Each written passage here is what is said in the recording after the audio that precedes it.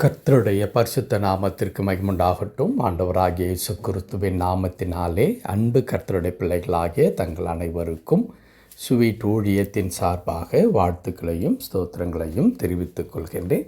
அப்போஸ்தலனாகிய பவுல் கொரிந்தியருக்கு எழுதின முதலாம் நிருபம் 8ஆம் அதிகாரம் 6வது வசனம். 1 கொரிந்தியர் 8ஆம் அதிகாரம் வசனம் 6இன் முதற் பகுதி.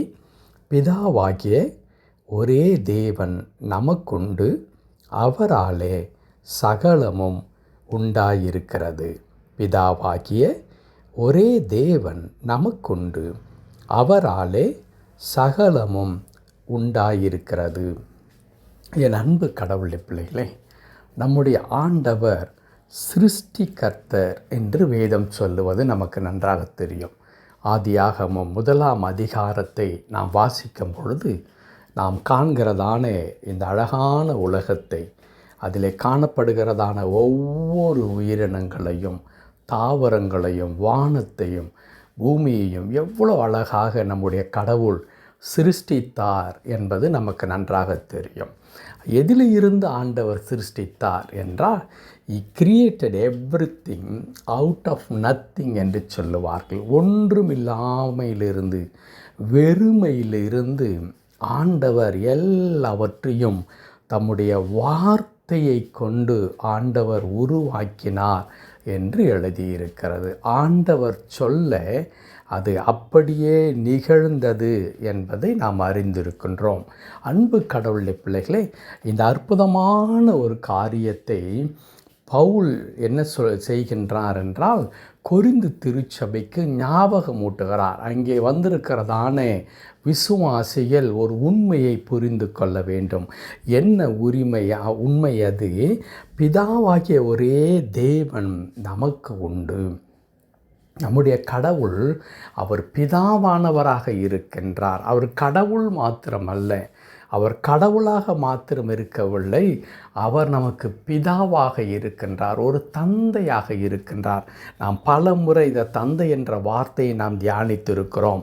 கடவுளத்தில் இருந்து நமக்கு கிடைக்கப்பெற்றிருக்கிறதான ஒரு அற்புதமான உறவு என்ன? தந்தை என்று நாம் கடவுளை அழைக்கக்கூடிய உறவு.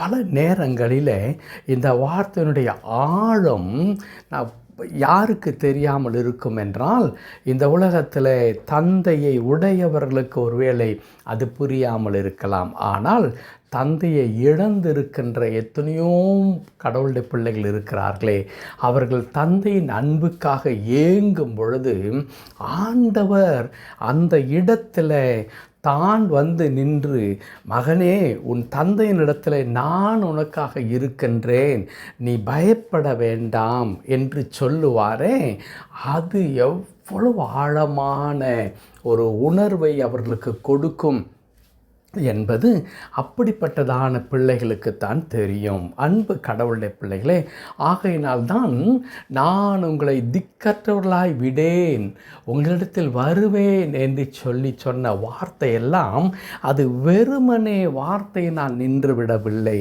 நிச்சயமாகவே கடவுளுடைய பிள்ளைகள் இந்த உலகத்தில் திக்கற்றவர்கள் அல்ல, துணையற்றவர்கள் அல்ல.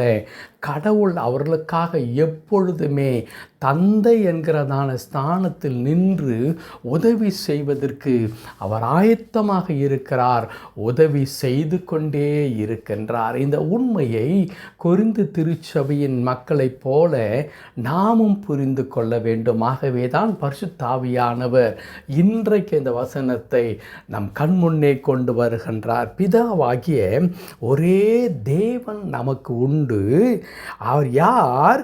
அவராலே சகலமும் உண்டாயிருக்கிறது. அவராலே He is the author of every creation. அவர்தான் எல்லாவற்றையும் உருவாக்கி இருக்கின்றார். நான் ஏற்கனவே குறிப்பிட்ட வண்ணமாக வார்த்தையினாலே ஆண்டவர் உருவாக்கி இருக்கின்றார். என் அன்பு கடவுளுடைய பிள்ளைகளே, அப்படி உருவாக்குகின்ற கடவுள் நமக்கு தந்தையாக இருக்கிறபடினாலே இன்றைக்கு நம்முடைய வாழ்க்கையிலே தேடிக்கொண்டிருக்கிறதான எந்த நன்மைகளையும் அவர் நமக்காக உருவாக்குவதற்கு வல்லவராக இருக்கிறார்.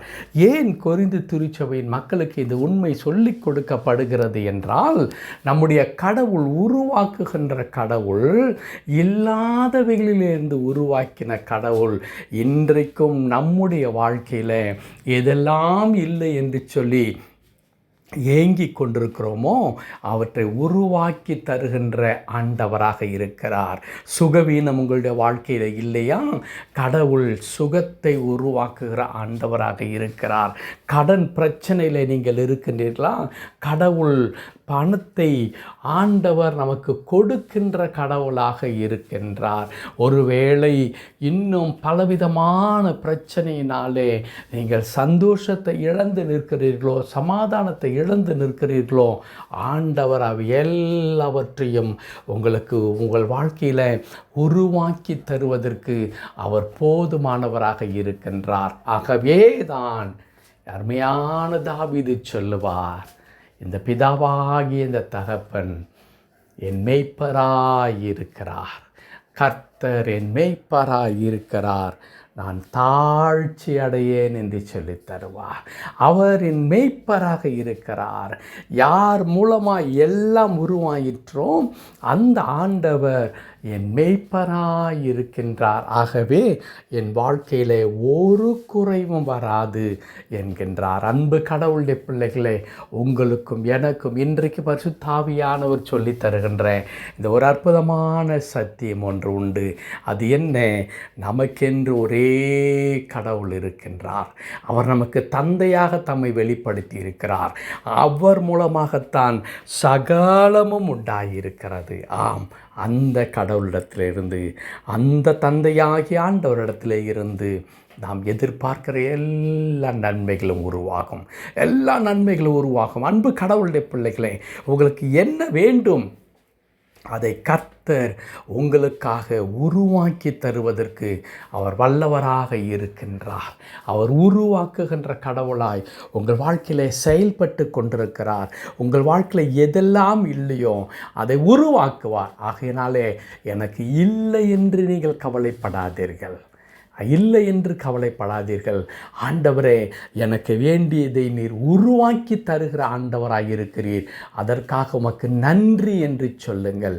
வீடு இல்லாதவர்களுக்கு வீட்டை உருவாக்கி தருகிற கடவுள், குழந்தை இல்லாதவர்களுக்கு குழந்தை உருவாக்கி தருகின்ற கடவுள், இப்படி எல்லா நன்மைகளையும் நம்முடைய வாழ்க்கையில் உருவாக்குகின்ற ஆண்டவராக இருக்கிறார். ஆகையால் என் அன்பு கடவுளுடைய பிள்ளைகளே, இல்லை என்கிற பிள்ளைகளாய் அல்ல, நான் தாழ்ச்சியடையேன் என்கிற பிள்ளைகளாக நம்மை மாற்ற ஆண்டவர் விரும்புகிறார்.